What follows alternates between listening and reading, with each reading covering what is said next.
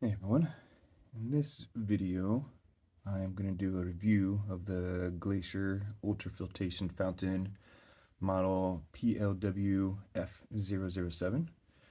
I first purchased this on June 23rd of 2024 and it arrived very quickly on June 26, 2024. I purchased it directly from the Petlibro website.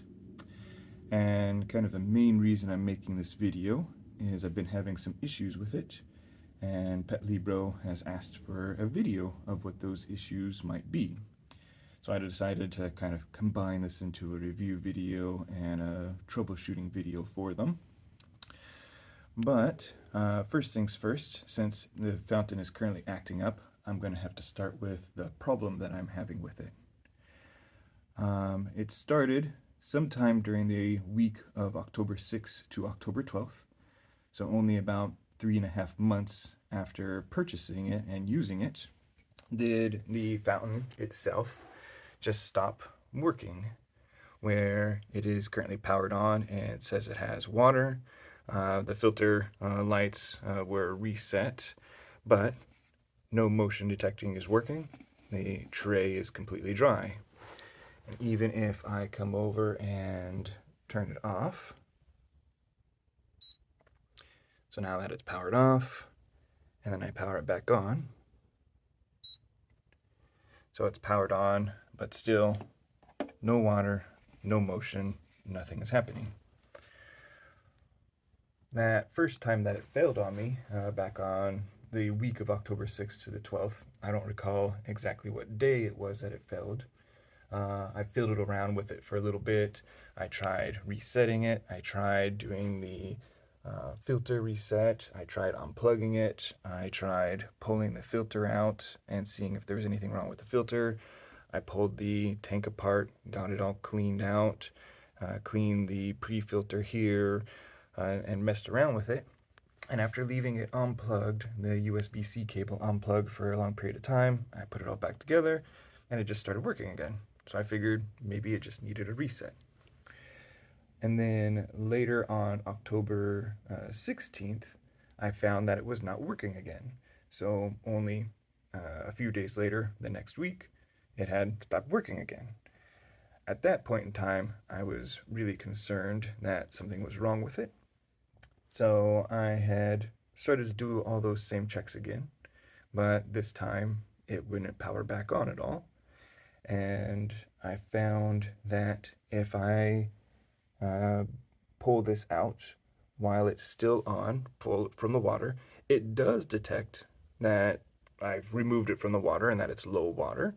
So that tells me that it's still trying to pump, it's just not doing it. I at first thought maybe the motion sensors weren't picking up motion and not telling the pump to pump. But after I had put it back together again, I ended up tapping on the back of it, and all of a sudden the pump kicked back in. So that tells me that most likely the pump is already having issues. So what I want to do at the start of this video is give that a try and see if I can't have that work. So if I set my video up here, and if I just pull this out a little bit, if all we do is knock on the back of it,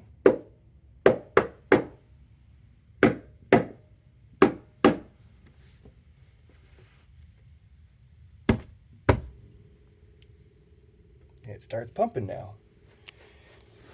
Now the motion sensing will work and the pump will work. We'll give that a moment to finish pumping, and once it stops pumping, we'll show that the motion activation is working.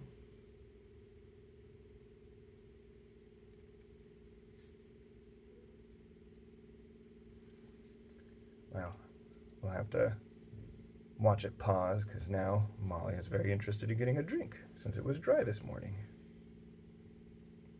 Luckily, I have a second fountain downstairs, so she still always has access to water. But we'll wait for it to stop pumping. So it has stopped pumping, but if I move, then the motion sensing kicks back off again. So now it's working again, but I don't know how well. The other problem is if you can see here, is that it is pumping, but the water gets rolls back around, staying stuck to itself, and rolls back on top of the tray and actually starts to drip back down the straw where it's pulling the water up. So not as much of it makes it into the tray. I don't know if this is because the pump is weak and barely working right now, but I did notice that this started happening probably 3-4 weeks ago. Didn't think much of it, just figured maybe it's just slow, maybe it's just a poorly designed spout. I don't recall it doing that when I first got it. But the water just barely falls off and kind of rolls back around onto the back of the tray here. But it was still working, didn't think much of it. But since I'm also here making this video, I figure I might as well at least talk about some of the good aspects of it, but some of my overall concerns with it. So I'm gonna turn it off here.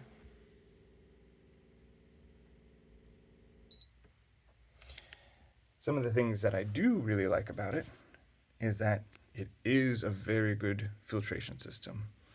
The pre-filter that it has on the front right here covers the entire gap.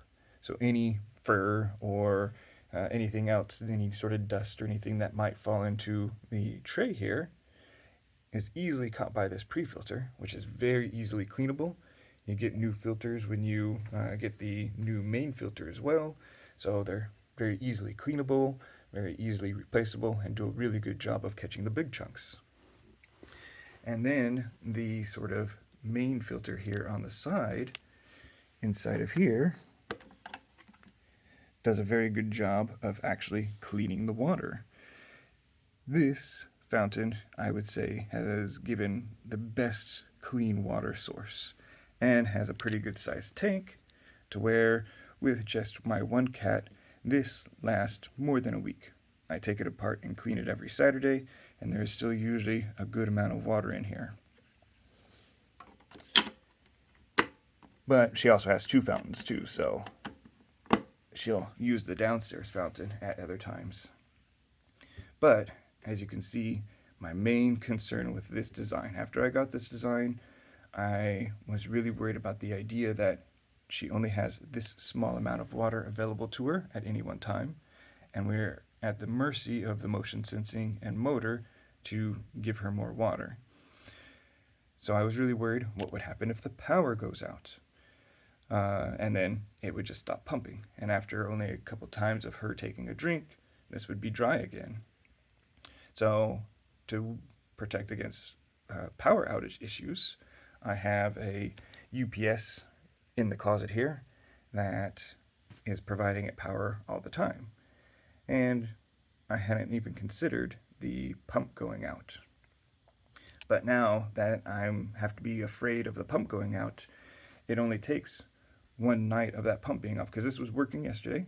Since it started acting up on me, I've been monitoring it closer.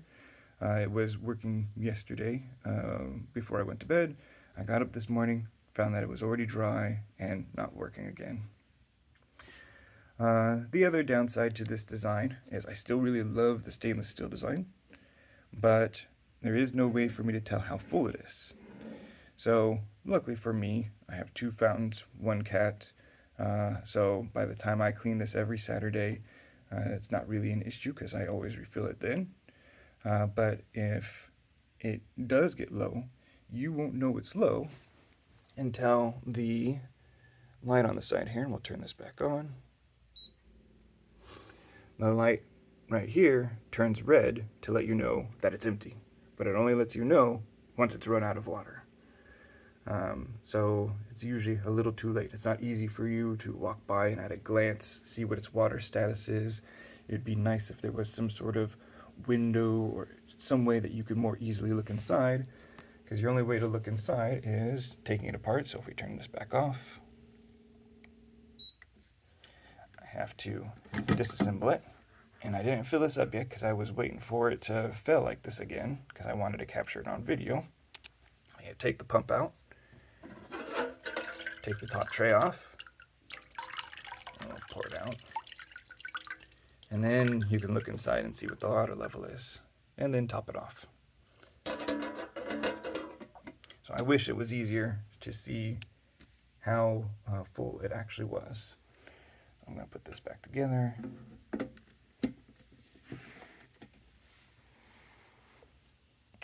I even have the Petlibro tray to go with it to catch any kind of spillover. I'll turn this back on.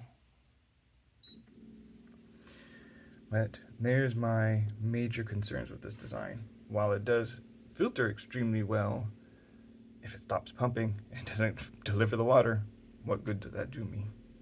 I'll show you my other fountain design real quick. Hang on a moment. So this is the fountain that I use downstairs. The advantages to it is that if power ever goes out, if the pump ever goes out for any reason, have full access to the full availability of water. So even if this completely stops working, I can still use it as a water tray and continue to refill it with clean water, fresh water every day, and still have a working fountain. Whereas with the Petlibro one, if it stops working, then it's completely useless at that point. The downsides to a tray like this, though, is it's not very good at filtering water, so it needs to be cleaned a lot more often. It does have a filter inside of there, but the way it's designed, water can easily pass by it. It does have to continue to run constantly to do any filtering, and because the tray is open to everything, there is no sort of pre-filtering, so any fur, anything that gets in there, any kitty litter that may drop in there, the water gets dirty much quicker. But it's always safe, always has water available.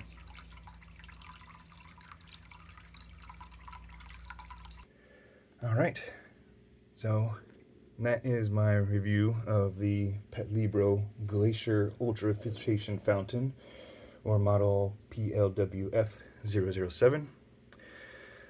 Great filter design, really like the stainless steel, but if the pump doesn't work, or if the motion sensors stop working, or if the power goes out and you don't have a UPS, it doesn't matter how clean the water is if you can't get to the water. So I'll make this video and send it to Petlibro to show what's happening and see about getting warranty, since this is only about 3.5 months old, and see if the next one works. But if it stops working on me again, I don't know how much confidence I will have in this design, with a major design flaw of if it stops working, can't get to the water. All right, thank you everyone.